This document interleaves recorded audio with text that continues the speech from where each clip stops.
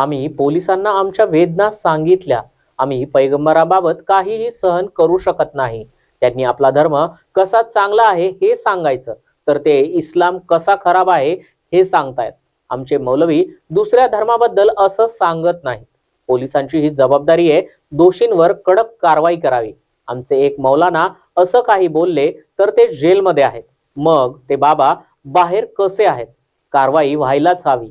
महत्वाचं म्हणजे आज जुम्मा आहे, मग 3 शहरांमध्ये मोर्चे निघत कसे आहेत, असा सवाल इम्तियाज जलील यांनी प्रशासनाला आणि सरकारला केला आहे।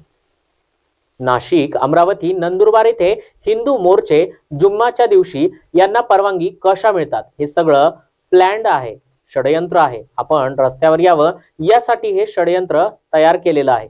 तरुणांनी शांतीनं घ्यावं, कारवाई व्हायला हवी, गुन्हे दाखल व्हायला हवेत। काही वेबसाईट आहेत ज्या इस्लाम विरोधी आहेत, त्याची माहिती आम्ही पोलिसांना दिली आहे, त्यावर देखील कारवाई व्हायला हवी।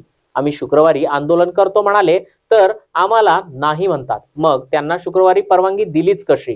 तोंड नितेश राणे प्रक्षोभक बोलतो, त्यावर कारवाई कोण करणार?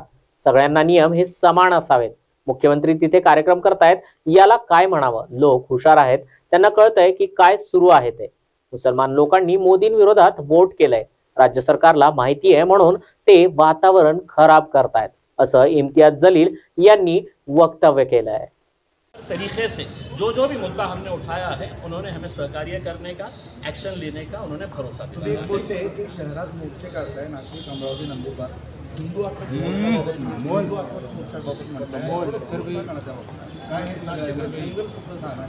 नाही, आज काय आहे की आम्हाला हे सगळं काही कळतं। मला काही फ्रायडेच्या दिवशी काही आंदोलन करायचं आहे तर हेच पोलीसवाले मला सांगायचे की नाही, फ्रायडेला आम्ही तुम्हाला परवानगी देऊ शकत नाही। मग कोणत्या आधारावर तुम्ही अशा प्रकारचे आंदोलनाला परवानगी देत आहे?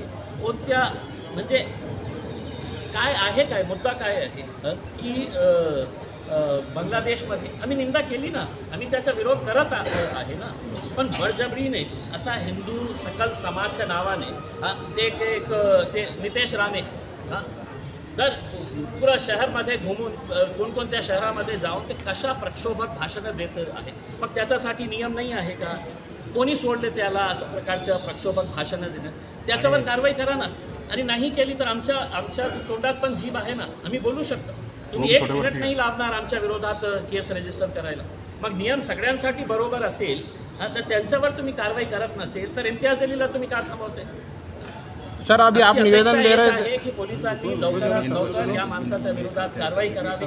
आम्हाला सांगण्यात आलेलं आहे की मुख्यमंत्री साहेब आज नाशिकमध्ये सभा घेत आहे।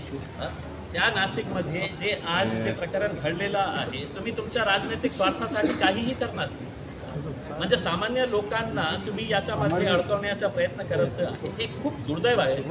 सर, अभी आप निवेदन दे रहे थे जब मुख्यमंत्री वही महाराष्ट्र का सिन्नर में सत्कार कर रहे थे, तो आपको लगता नहीं कि इसके अंदर राजनीति हो रही है? देखिए, अब लोग बहुत होशियार हो चुके हैं, लोगों को बहुत अच्छे तरीके से समझ में आता है कि क्या इसके पीछे का क्या क्या खेल नज़र आ रहा है। हम तो औरंगाबाद की आवाम का तहे दिल से शुक्रिया अदा करना चाहते हैं कि आज वो लोग भी इस बात को अच्छी तरीके से समझ रहे हैं कि इसके पीछे क्या साजिशें रची जा रही है और किस तरीके से हमें उसका निशाना बनाया जा रहा है, हमारे साथ खेला जा रहा है। कानूनी तौर के ऊपर जो भी लड़ाई रहेगी, हम वो पूरी तरीके से लड़ाई लड़ेंगे। और इस